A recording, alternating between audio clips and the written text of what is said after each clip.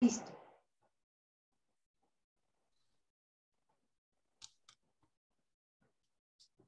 Bueno, pues muy buenos días a todos y a todas. Estamos en una de las actividades que forman parte del Quinto Verano Internacional de Investigación UNEV 2022, que en esta ocasión el tema versa sobre el contexto de investigación gerontológica desde la formación hasta su praxis.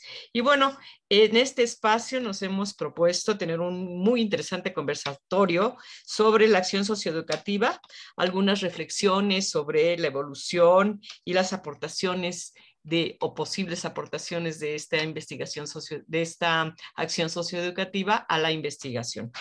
Para lo cual voy a presentar a quienes van a formar parte de este conversatorio. Bueno, está con nosotros, por supuesto, la doctora María de Jesús Moreno Moreno. Ella es la directora del licenciatura en gerontología de aquí de la Universidad Estatal del Valle de Ecatepec. Bienvenida, doctora, muchas gracias. Gracias. Y tenemos también a una invitada de lujo, creemos, que es la doctora Lourdes Bermejo García, que me voy a permitir dar algunas pinceladas, un bosquejo muy general de su amplio currículum para que tengamos una idea de con quién estamos platicando, aunque ella ya nos precisará un poco más cosas sobre su formación. Bueno, a grandes rasgos, la doctora Lourdes Bermejo García es licenciada en Ciencias de la Educación por la Universidad Complutense de Madrid y doctora en Ciencias de la Educación por la Universidad Nacional de Educación a Distancia. Está diplomada en Gerontología Social por la Sociedad Española de Geriatría y Gerontología y es experta en Intervención Social Integral por la Escuela de Servicios Sociales Sanitarios de Canarias y educadora social habilitada.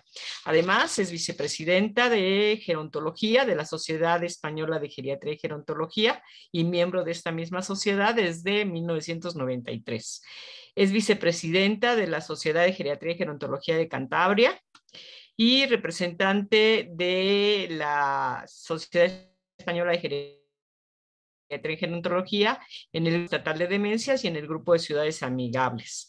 También es miembro del Consejo Científico de UNATE, de la Universidad Permanente de Cantabria, y miembro de la Comisión de Trabajo de Personas de Edad, Envejecimiento Activo y Aprendizaje a lo Largo de la Vida del Colegio de Educadoras Sociales de Canarias. Ha recibido algunos premios que también es importante resaltar: un premio extraordinario de doctorado a la tesis doctoral Educación Ambiental para Personas Mayores, un premio.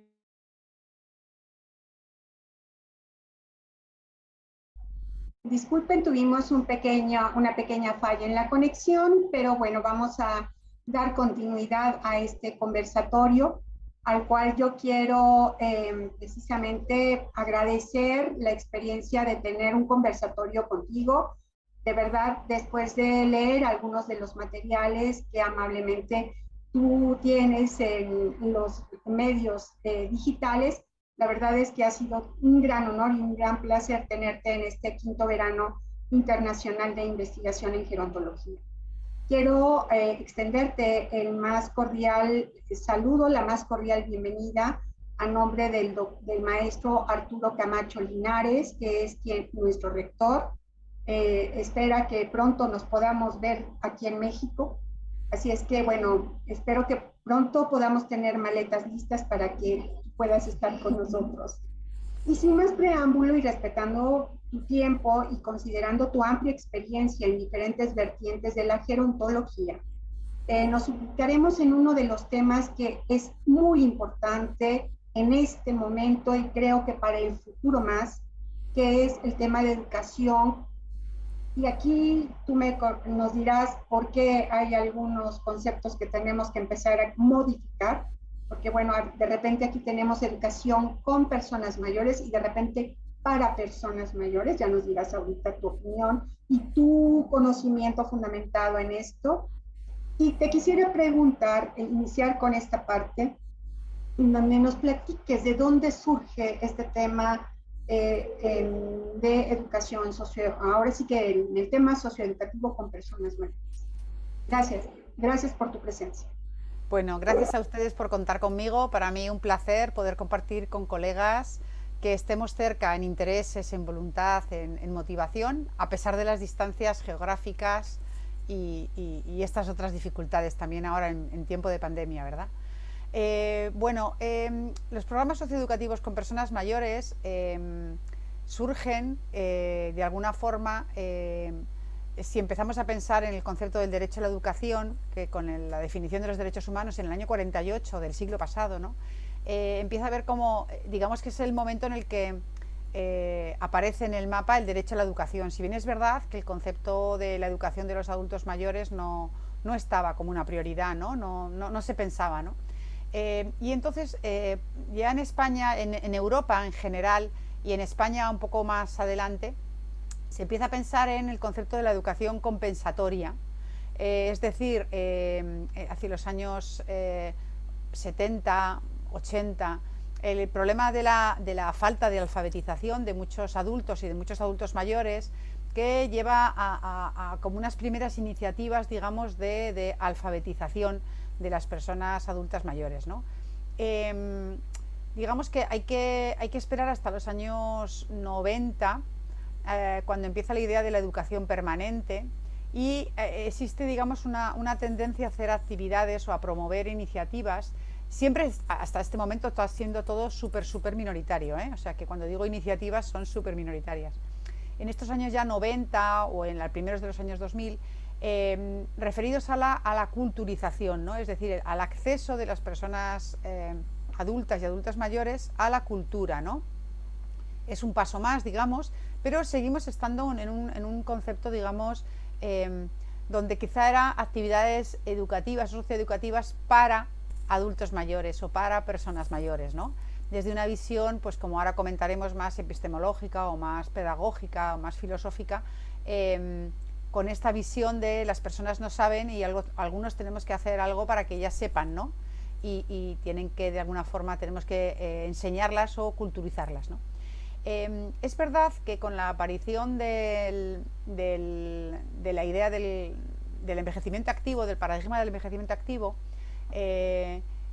existe también otro empujón importante respecto al concepto de lo socioeducativo con personas mayores, con la idea de que las personas adultas mayores tengan la oportunidad de saber mejor sobre el envejecimiento saludable y, digamos, que puedan cuidarse mejor, ¿no?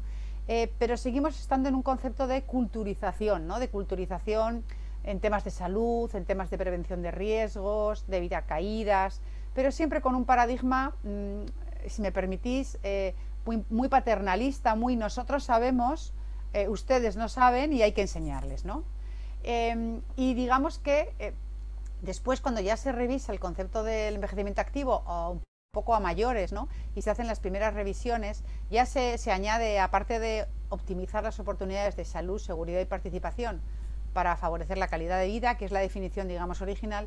Luego es verdad que aparece el cuarto eje, que nos parece muy importante dentro del envejecimiento activo, que es el derecho al aprendizaje a lo largo de la vida.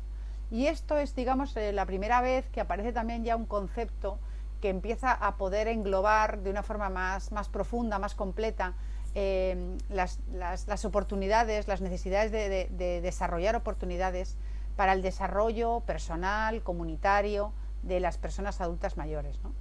Y digamos que esta cronología que yo he comentado da como resultado como programas socioeducativos con adultos mayores como de 3 generaciones o de 3 niveles, ¿no? Las primeras, las más antiguas, son charlas y conferencias para personas mayores, así de claro, o sea, charlas. Luego existe una segunda generación donde ya hay como jornadas y cursos sobre temas más variados, pues temas de salud, de psicología, de cultura general, pero son también siguen siendo con el mismo corte un poco directivo, ¿no? Y hay que esperar al desarrollo ya del aprendizaje a lo largo de la vida como concepto, donde ya se desarrolla más la idea del derecho al aprendizaje permanente, ¿no? Hasta que no aparecen, digamos, los programas de tercera generación, que son aquellos que ya empiezan a diversificarse, a ampliar formatos, metodologías, didácticas, objetivos, contenidos, y donde ya aparecen unas características que, para no seguir hablando tanto tiempo yo sola, podría comentar más adelante, ¿no? Que es igual el modelo de programas socioeducativos en el que queremos seguir avanzando, ¿no?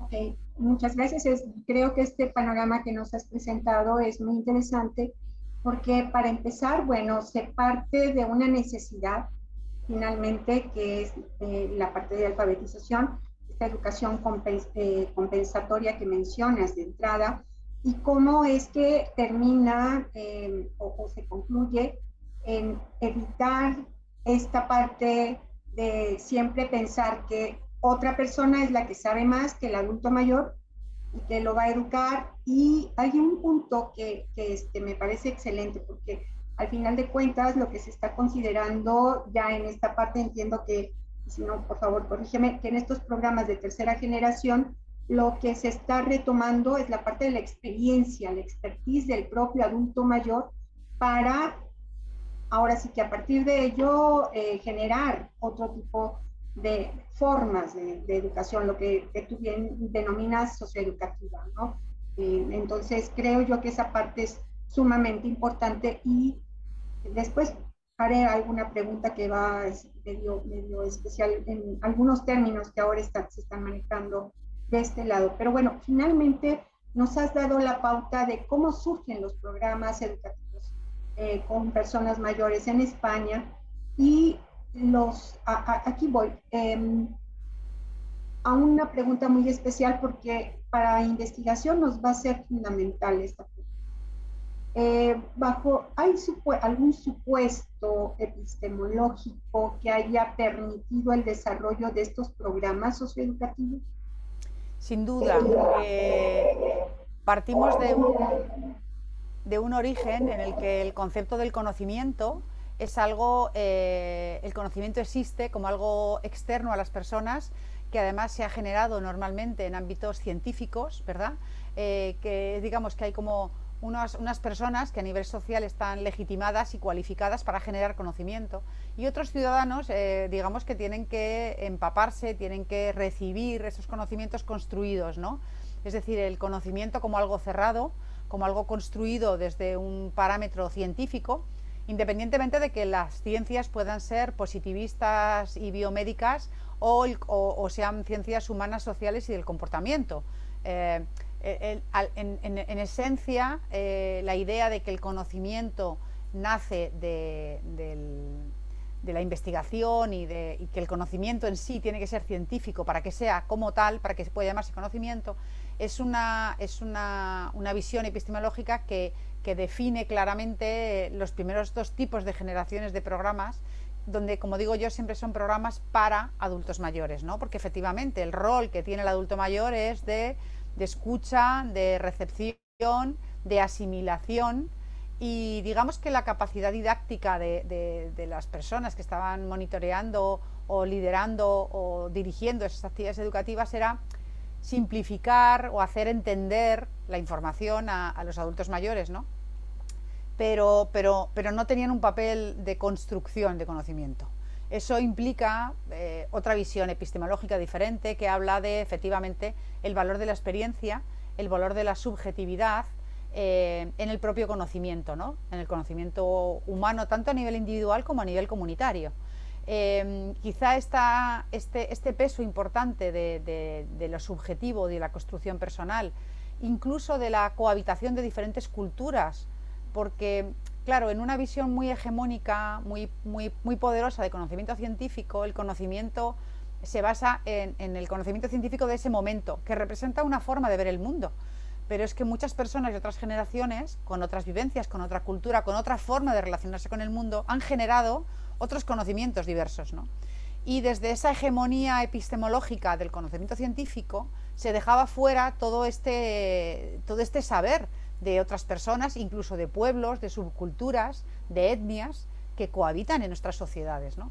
Entonces, efectivamente, ¿no? Si no existe un cambio epistemológico profundo en las organizaciones, en los profesionales que están en lo socioeducativo, difícilmente vamos a hacer el salto a esta tercera generación, que efectivamente implica que las personas puedan participar más y mejor en unos aprendizajes, que se generen aprendizajes más autodirigidos por las propias personas, donde el rol del dinamizador o del docente está en facilitar, en ayudar a que las personas adquieran competencias y herramientas para generar sus propios tránsitos, proyectos y desarrollos de aprendizaje y de aplicación de sus aprendizajes, ¿no?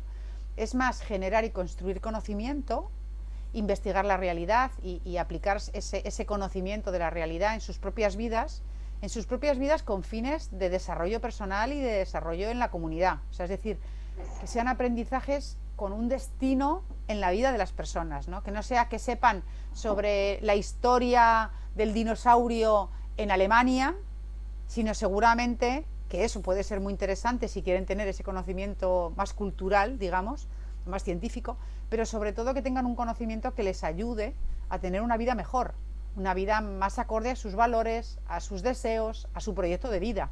Y eso requiere seguir aprendiendo en la vida, ¿no? Sobre todo en las sociedades cambiantes en las que estamos, ¿no?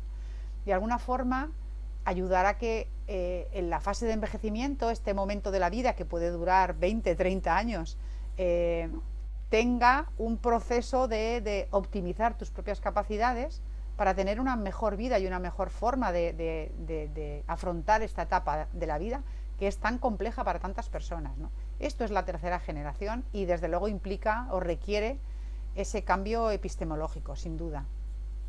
Muchísimas gracias, Lourdes. Yo identifico, perdón, aquí tres palabras que tú a lo mejor no las has mencionado y también corrígeme si estoy mal, pero identifico tres puntos importantes. Uno, lo que es identificar también estas condiciones de interculturalidad, las condiciones de intergeneracionalidad, que también son importantes, no dejarlas. Y el otro punto es que el ser humano siempre estará en desarrollo hasta el último día de su vida. Entonces, esta parte del desarrollo humano justo es algo de lo que se tiene que tomar muy en cuenta. Sí, hay un documento que desarrolló la Comisión Europea ya en el año 95, porque piensa que yo empecé realmente con actividades socioeducativas pues en los años 90, ¿no? Con los primeros grupos de personas mayores. Mi tesis doctoral yo la empecé a desarrollar en el año 90-91.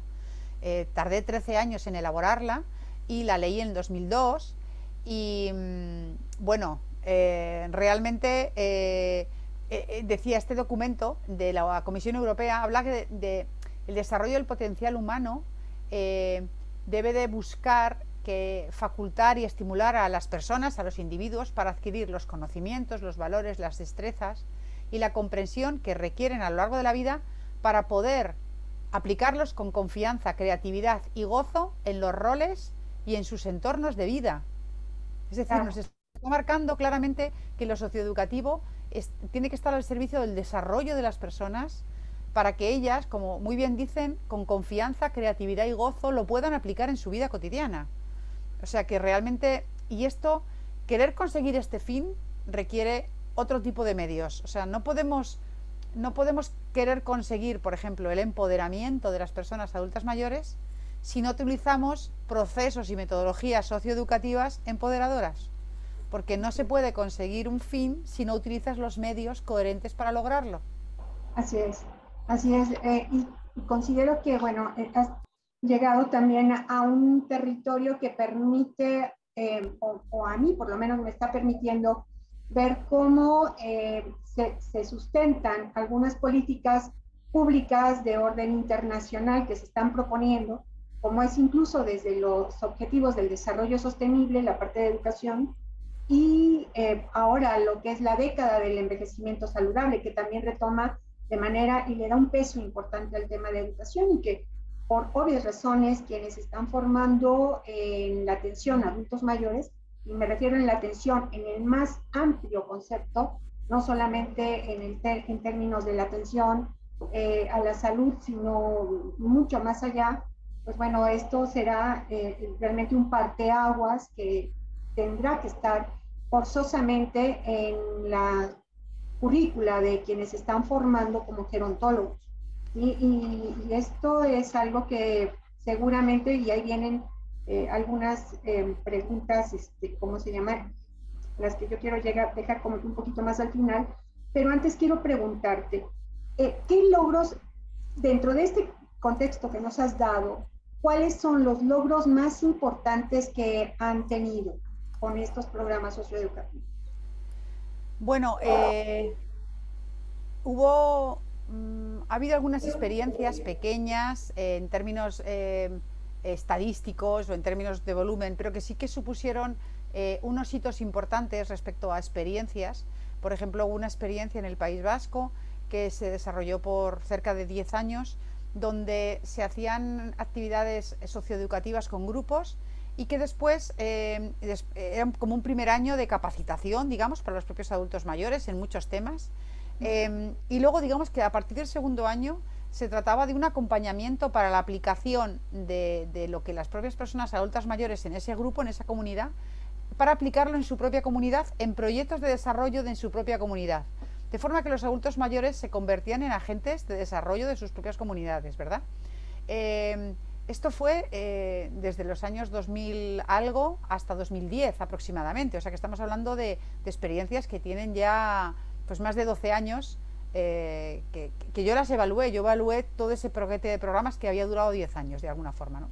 Eso tristemente terminó, esa experiencia terminó y no se evaluó, se analizó, pero luego no continuó. Tenemos experiencia también de haber desarrollado una formación, una capacitación a nivel nacional en España por medio de los centros sociales de adulto mayor, que se llamaba el programa Vivir Aprendiendo, perdón, que se llamaba Saber Envejecer y luego se llamó Atrévete, y fue por medio de la elaboración de unos materiales didácticos específicos para trabajar con grupos y con el empoderamiento de las personas, y contando además con que las personas pudieran definir y elegir los temas. Todo ese desarrollo del saber envejecer también fue un hito muy importante en el desarrollo de los programas socioeducativos y en la elaboración de materiales específicos. Esto se desarrolló entre 2008 y 2012, lo digo para que veamos también los tiempos, ¿no? Y se llegó a personas en España, en todas las comunidades autónomas, y eran varios años. El primer año era más de esas competencias o de esos temas más de base, y después hubo otras ediciones posteriores con los mismos grupos precisamente de aplicación en proyectos personales y comunitarios, ¿no? Como siempre buscando este enfoque de que no se quede en unas clases a las que voy y ahí quedan, ¿no? Quizá en otro tipo de programas fue muy importante el inicio de los desarrollos de los programas universitarios para personas mayores, ¿no? Cuando en España se dan cuenta que tienen las aulas, que tienen profesorado y que hay adultos mayores que quieren seguir aprendiendo y que cada vez tenemos menos natalidad, descubren que se puede hacer programas de extensión universitaria para las personas adultas mayores, y dentro de las universidades españolas se empiezan a desarrollar los programas para mayores, ¿no? Aquí ha habido una evolución también. Algunos eran como muy igual que hacemos a los universitarios, pues lo hacemos a los mayores, quizá más sencillo, pues porque no tienen tanto nivel, porque hay personas con menos costumbre, y se hacían paquetes cerrados con una metodología pues más directiva. Pero es verdad que poco a poco han ido también cambiando y se ha ido desarrollando pues mucho más unas metodologías más de tercera generación, digamos, ¿no? Donde las propias personas adultas mayores tienen un papel activo en su propio aprendizaje y ya con metodologías mucho más capacitantes, ¿no? No solamente de información, sino de competencias para las personas, ¿no? Y ahí pues también, gracias a todo esto, a tener estructuras de este tipo y también en los centros sociales de personas mayores, pues empezaron a entrar los primeros ordenadores, los primeros computadores, y empezó todo lo que es la alfabetización digital hace años, que era tan importante, porque recordemos que esta generación, la primera vez que vio los computadores, muchas personas ya estaban jubiladas, ya eran abuelos y abuelas, y era un reto que cogieran un ratón no pensaban que era eso que corría por el campo, ¿no? Esto yo recuerdo perfectamente las primeras sesiones de alfabetización, y yo formé a los chicos y a las chicas que daban esa formación a los adultos mayores para que entendieran quién eran sus clientes, ¿no? Quién eran sus alumnos, ¿no? Y para qué querrían esto, ¿no? Y sobre todo cómo tenían que vivir esas clases de alfabetización, ¿no? Porque al principio era hasta difícil encontrar personas que supieran distinguir a quién les estaba dando esa alfabetización, que no eran unos niños ni eran unos jóvenes, eran unas personas mayores, muchas de ellas del entorno rural y algunas con dificultades lectoescritora, ¿no? Claro, imaginémonos una persona con dificultades lectoescritora que de repente descubre Windows, ¿no?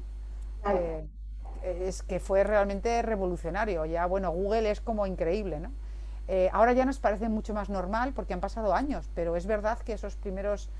Entonces, es verdad que ha habido como... Yo creo que esos momentos han sido como claves, y también incluso que ha habido asociaciones de personas mayores aquí en España que generaron las aulas de la tercera edad hace muchísimos años.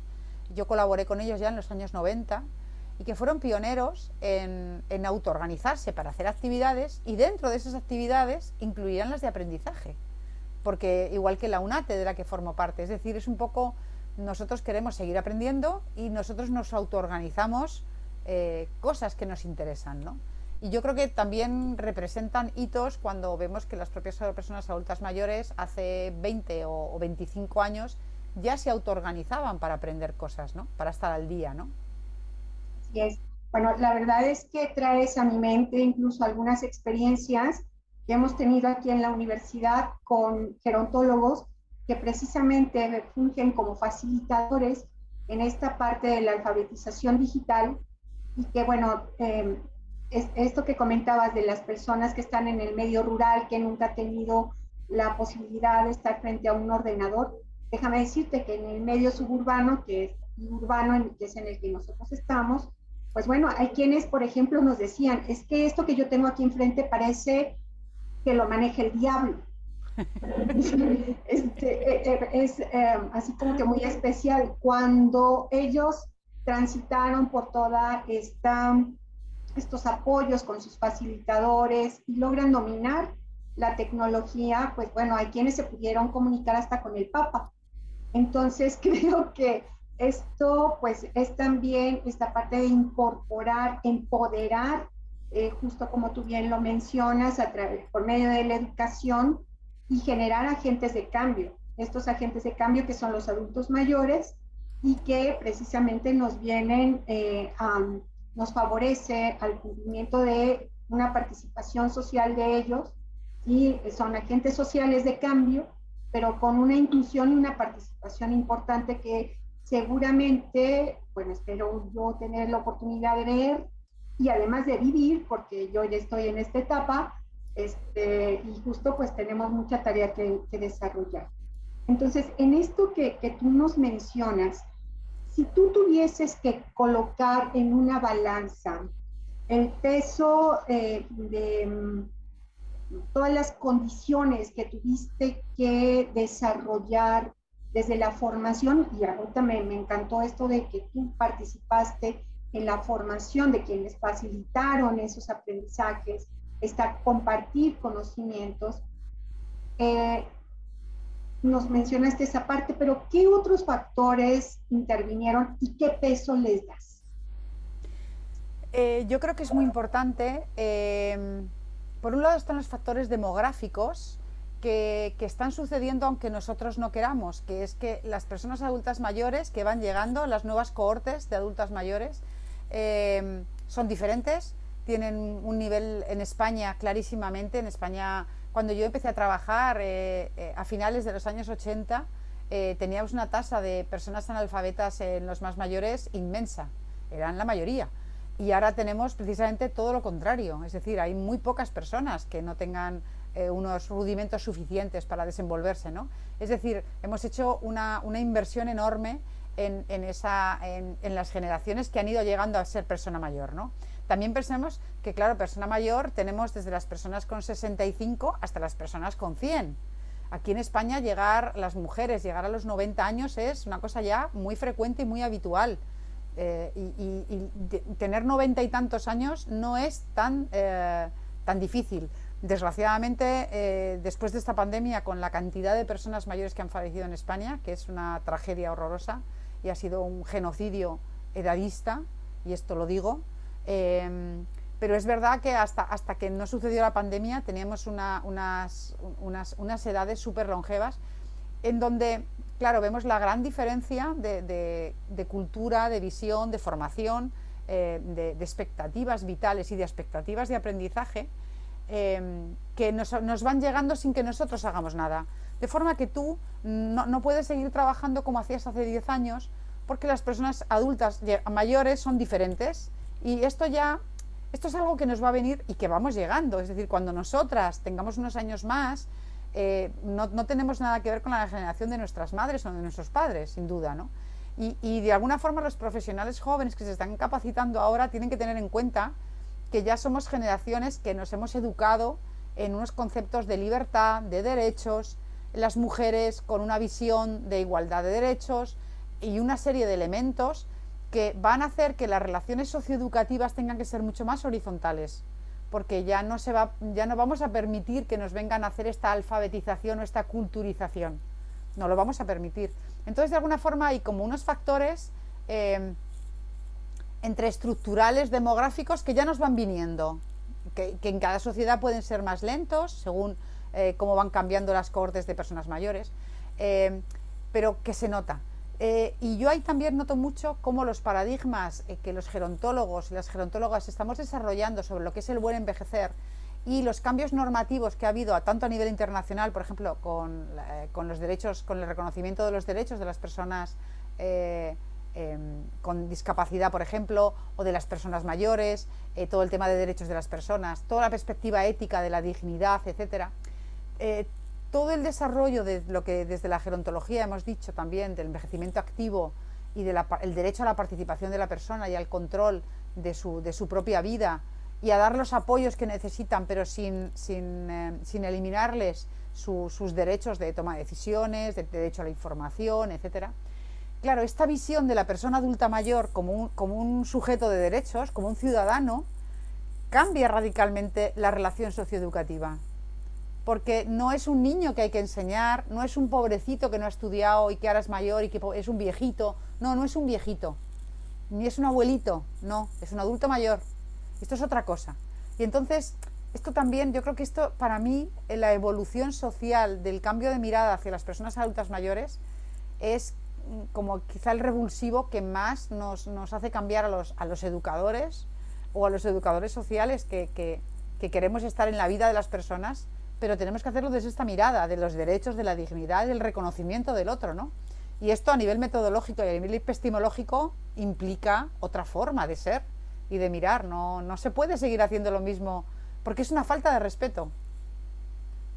Es que a mí, yo por ejemplo recuerdo profesionales muy bien intencionados a los que yo tenía que formar en los programas que he nombrado antes. Yo era la formadora de todos los animadores y dinamizadores de toda España de estos programas. Por ejemplo, el de una fundación de un banco, que fue el de Saber Envejecer. Yo formé a todos los dinamizadores de toda España y les daba esa cualificación, y tú veías esa buena intención de tantos profesionales jóvenes que sin darse cuenta eran edadistas, eran paternalistas, eran sobreprotectores y tenían una visión de que la otra persona no tiene un conocimiento robusto y potente y poderoso del mundo, y lo tiene, y es diferente al nuestro o es diferente al de ellas, ¿no? Pero es tan respetable como el nuestro. Nosotros no estamos por encima, ¿no? No existe una superioridad moral, y si la tienes no puedes trabajar con adultos mayores, porque si algo necesitan los adultos mayores son relaciones de iguales, relaciones empoderadoras, relaciones que dignifiquen, relaciones que compensen todo lo que la sociedad está diciendo de negativo hacia las personas que envejecen, ¿no? Y los educadores y las educadoras que estamos en este ámbito tenemos que ser ese otro lugar, ese refugio donde la persona adulta mayor se siente comprendida, valiosa, que sigue aprendiendo, que tiene que cuestionarse ciertas cosas de la vida, por supuesto, porque todos nos los cuestionamos, pero desde este respeto profundo, ¿no? Y quizá para mí esto es lo que más está cambiando y nos tiene que obligar a los gerontólogos cuando nos relacionamos con adultos mayores. Claro.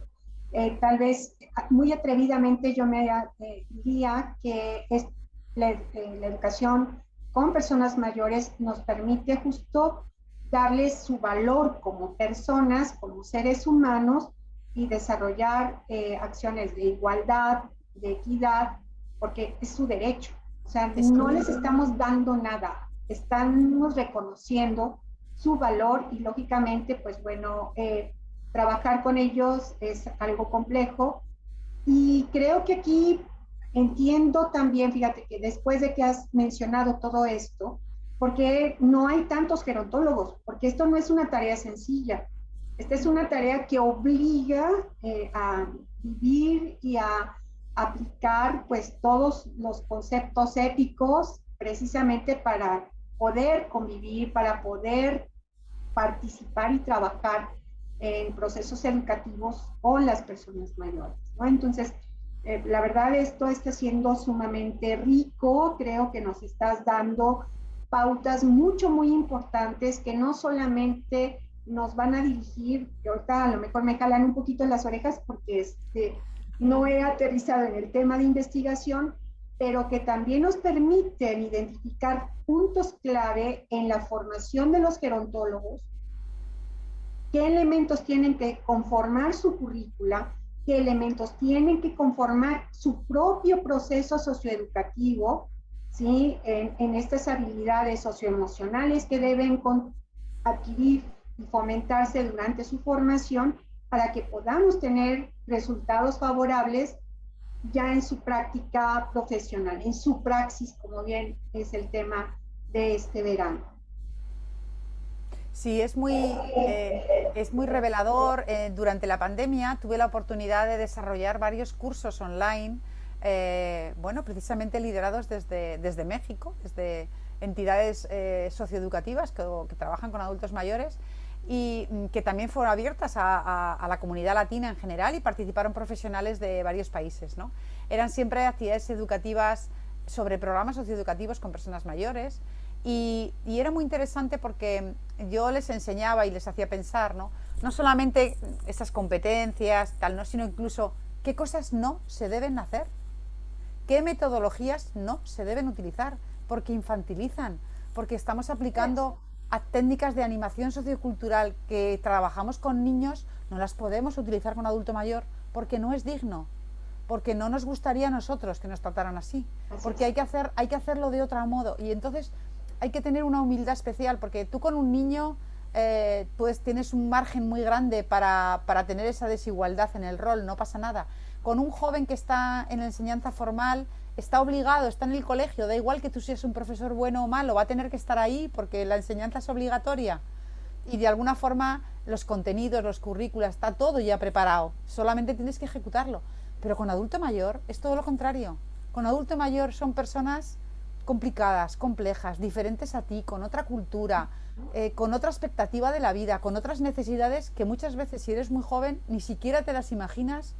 Nos las vamos imaginando cuando nos vamos acercando por edad, pero cuando yo empecé a trabajar con 20 y nada de años, tenía que hacer un esfuerzo importante para tener esa empatía necesaria para tratar a las personas, ¿no? Porque claro, me llevaban 40 años, 50 años, ¿no? Y a mí me costaba, ¿no? Y toda esa humildad y esa reflexión que tiene que tener el gerontólogo cuando hace socioeducativo, ¿no? No tiene nada que ver en dificultad. Y además las personas adultas mayores van porque les compensa ir. No están obligados como en el sistema educativo. No necesitan un título para conseguir un trabajo. Entonces la recompensa, lo que ganan las personas adultas mayores por participar, tiene que ser muy obvio, porque si no, no van a volver. Yo recuerdo cuando yo hacía esto en entorno rural, la gente venía caminando 1 y 2 horas por el campo para llegar al grupo, y muchas veces llovía aquí en el norte de España, y yo pensaba, ¿qué tienen que llevarse de estar 1 hora y media aquí en mis grupos? Porque yo tuve unos grupos durante casi 8 años, todas las semanas, menos vacaciones escolares, todas las semanas los mismos grupos durante casi 8 años. Fue impresionante, o sea, fue una experiencia de lo más impactante que me ha pasado a mí, ¿no? Y las personas venían caminando por el campo y llovía y yo decía, ¿qué tienen que llevarse para que les compense venir? ¿No? Y entonces esa responsabilidad solamente la tienes cuando trabajas con adulto mayor.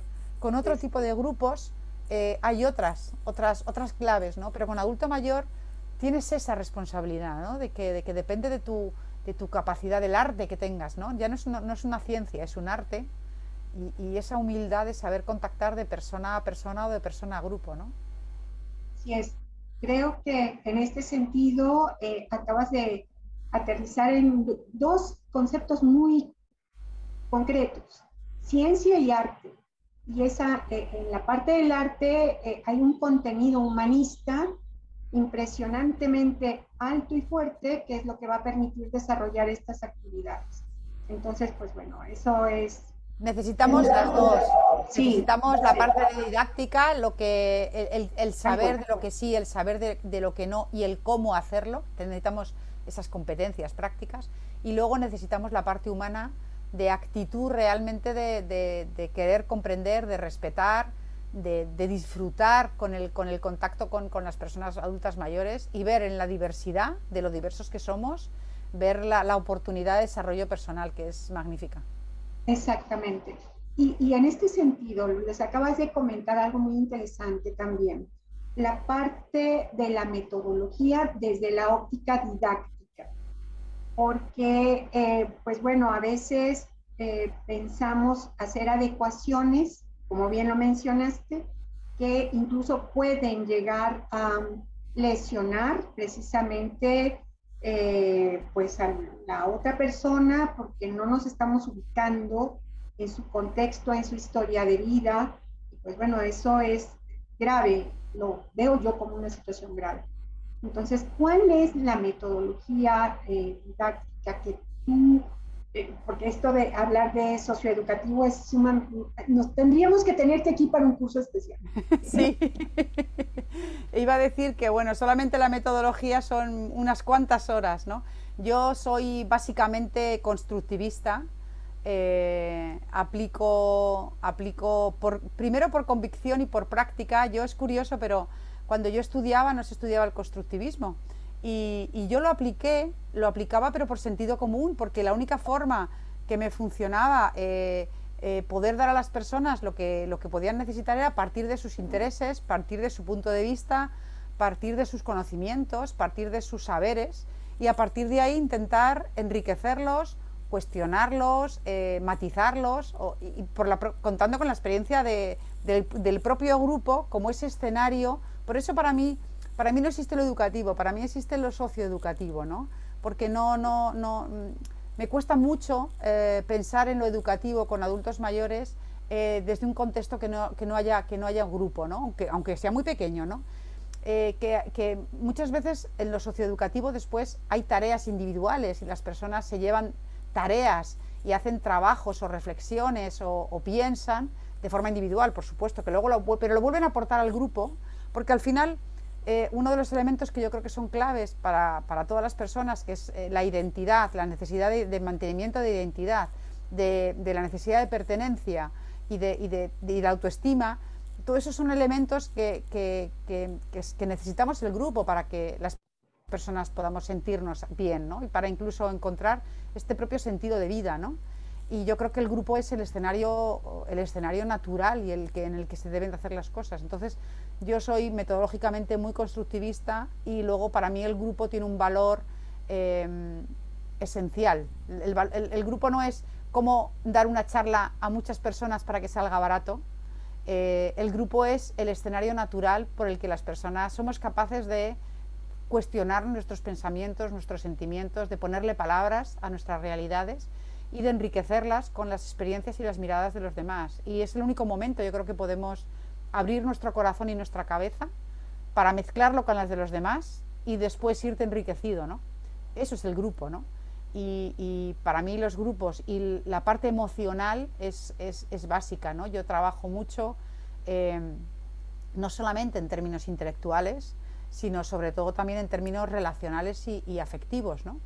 Y todo eso de una forma muy natural, ¿no? Muy espontánea, muy fresca y muy en la que si no nos divertimos, si no disfrutamos. Había un filósofo español, Miguel de Unamuno, que escribió un libro que el libro no es que vaya tanto de esto, pero sí que siempre me pareció revelador, que se llama Amor y Pedagogía. Y dice algo, yo siempre digo algo que es, si no nos amamos, si no nos disfrutamos, si no nos enriquecemos, no podemos aprender. Claro. Entonces, esta parte de activación emocional es imprescindible. Y esto es lo que también hay que aprender a gestionar, a desarrollar y a entregarte también tú en los grupos, ¿no? Es decir, tú pretendes que las personas se entreguen, pero tú también tienes que entregar, ¿no? Sí, hay que dar para recibir. Perfecto. Bueno, la verdad es que creo que yo me podría llevar horas enteras haciendo más preguntas, incluso fuera de lo que a lo mejor comentamos, pero aquí yo quisiera preguntarte, pues, sobre todo para ir aterrizando esta parte con investigación.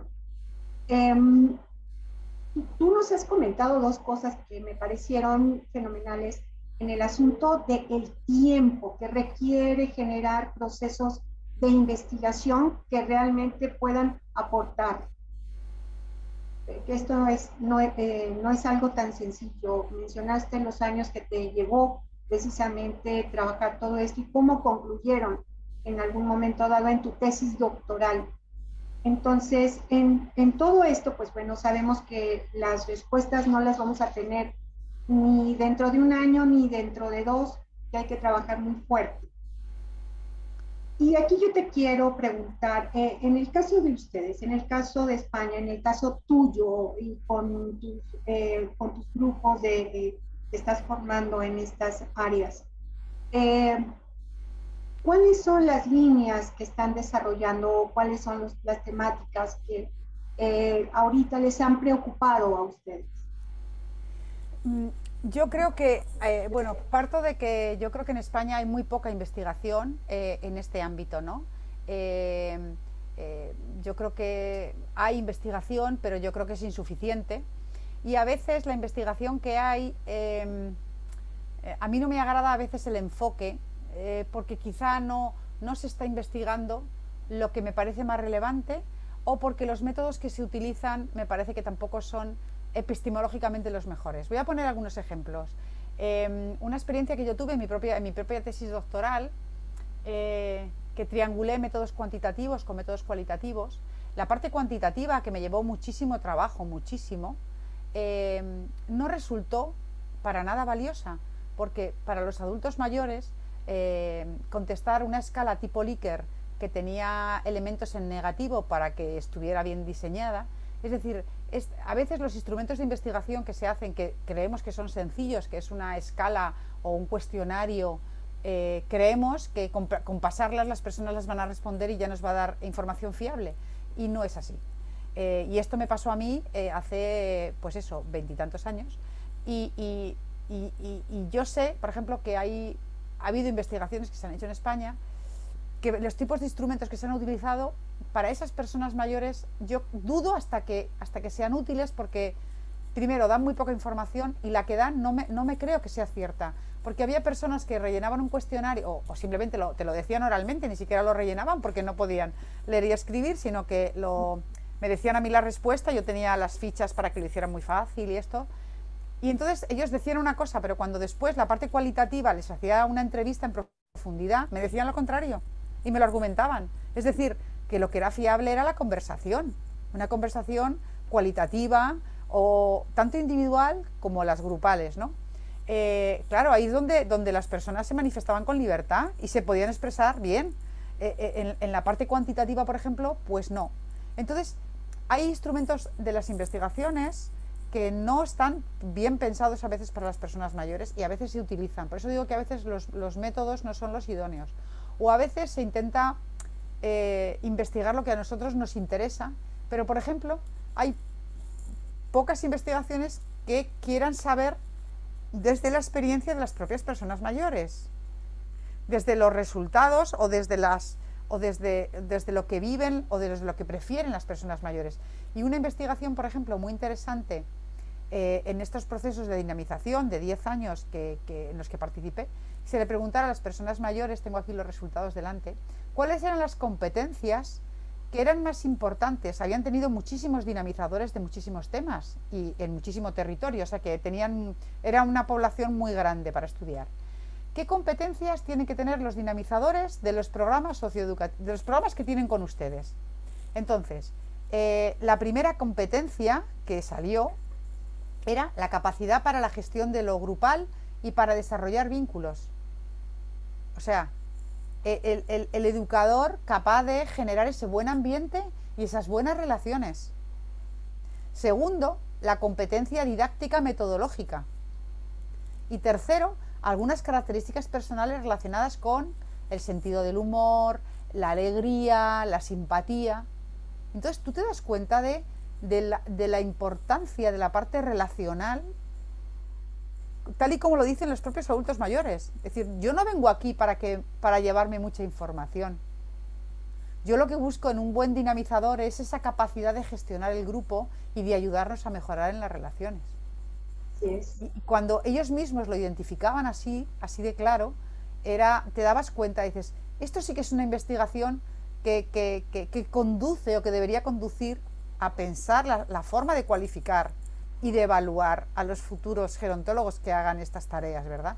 Por eso yo creo que la investigación tiene que orientarse mucho más a cuestionarse lo que ahora hacemos y a incidir en las cosas que hay que mejorar o a darle fuerza a las que estamos haciendo bien, ¿no? Pero desde la perspectiva de las propias personas mayores, no de la nuestra. Sí, ese es un error que, sobre todo cuando empezamos, te escuchaba cuando empezaste a los 20 y tantos años, y algunos también estamos en esa misma situación, justo teníamos una conducta muy paternalista, pensando que lo mejor para ellos era lo que nosotros pensábamos.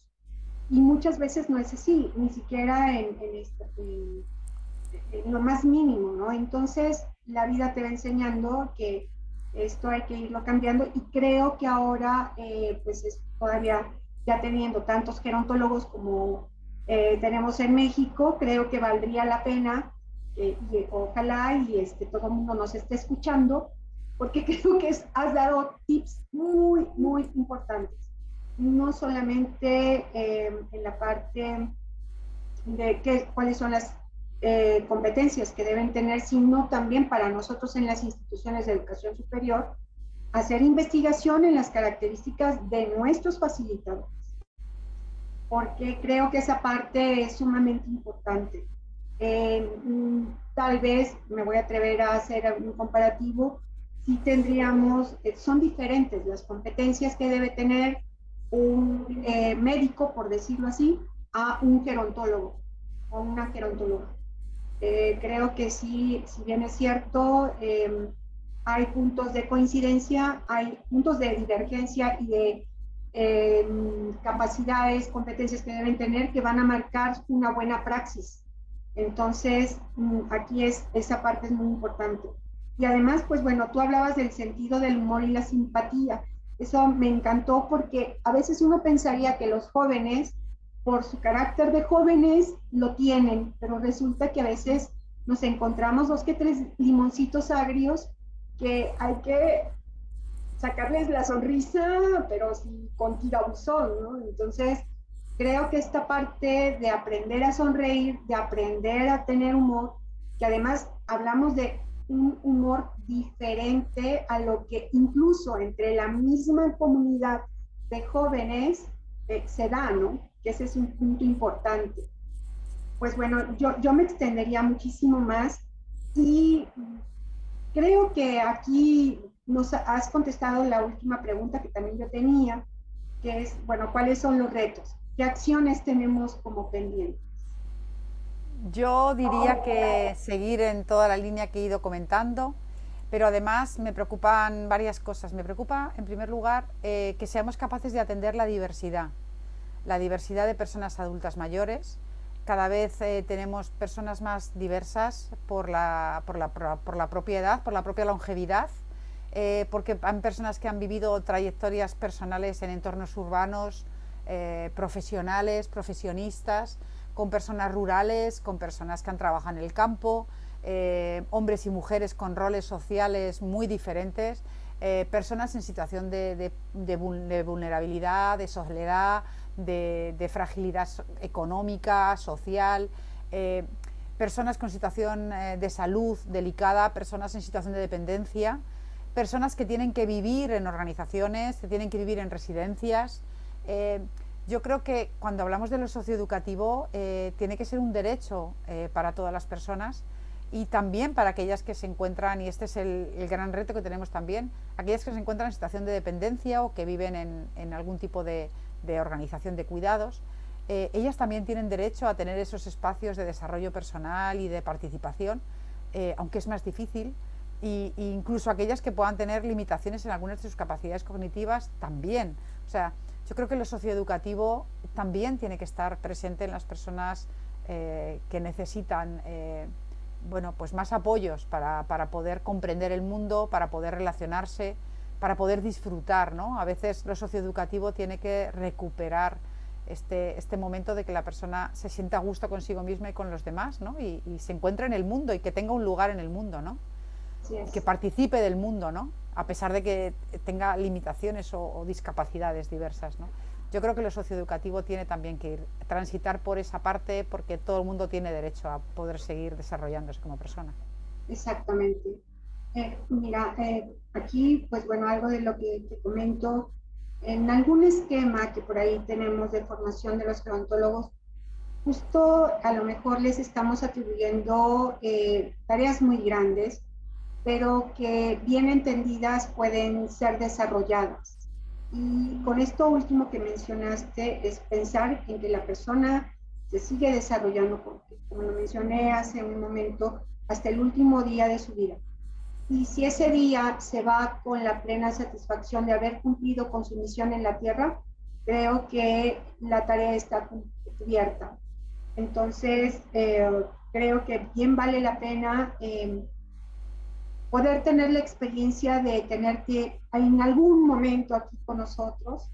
La verdad será todo un placer, porque creo que estos temas platicados son muy ricos, y bueno, teniéndote ya en un aula o en algún seminario, yo creo que serías como que, bueno, un fenómeno aquí con nosotros. La verdad es que yo no quiero abusar de tu gentileza, porque la verdad es que los horarios que tenemos son muy diferentes. Nosotros estamos prácticamente a la mitad del día, tú ya estás prácticamente a punto de ponerte la pijama e ir a la cama. Entonces, no quiero abusar más de eso. Y la verdad, mi querida doctora, te agradecemos infinitamente. No sé si quieres todavía mencionar algo más. Pero no, agradecerles que me hayan contado conmigo, y que me hace mucha ilusión pensar que mi experiencia pues pueda ayudar a más profesionales a seguir avanzando en este camino de acompañar en lo socioeducativo a los adultos mayores.